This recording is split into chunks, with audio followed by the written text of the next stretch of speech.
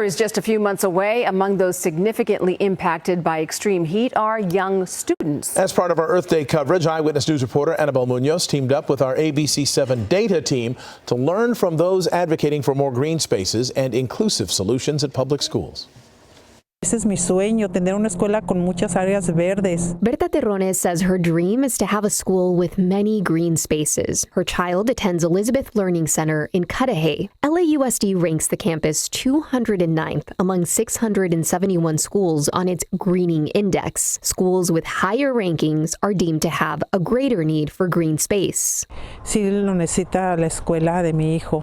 Terrones says her son's school needs it. This group of mothers attend workshops led by the Latino-focused nonprofit Alliance for a Better Community. It's aimed at engaging and empowering parents to get involved in these environmental matters. Parents want to be active, but they also have to have the confidence to do that. Executive Director Vanessa Aramayo says it's important to meet parents where they are. People that are most impacted by issues are the ones that have the best ideas for solutions. UCI Assistant Professor of Environmental Policy and Planning Michael Mendez says LAUSD has done an adequate job of engaging parents and stakeholders in green schools and climate resiliency projects. But he and the Alliance for a Better Community say they're advocating for more inclusive and equitable efforts. Groups that Alliance for a Better Community works with largely non-English speaking, non-US born immigrant parents are often left out of that community engagement project. They released a new report with recommendations. It will be a launching pad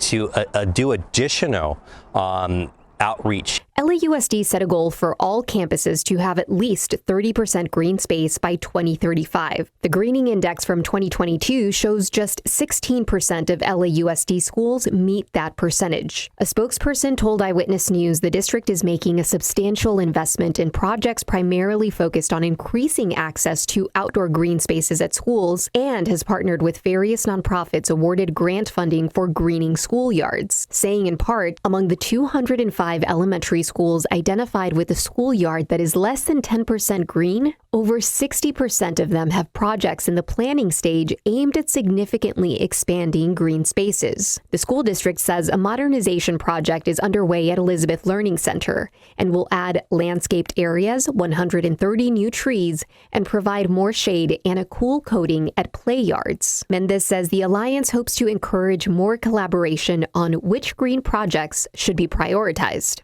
The existing Green School Index, for the large part, doesn't identify some of the most disadvantaged environmental justice school sites in the district. LAUSD's greening index scores are based on the percentage of green space on campus and access to nearby parks. The new report found that although it prioritizes schools in neighborhoods with low green space or parks, it disadvantages some exposed to the most extreme temperatures. Playground surfaces can heat up anywhere between over 100 to even as high as 160 degrees. They propose an alternative greening index that would take other factors into account, like urban heat islands. That's an effect created by large expanses of asphalt.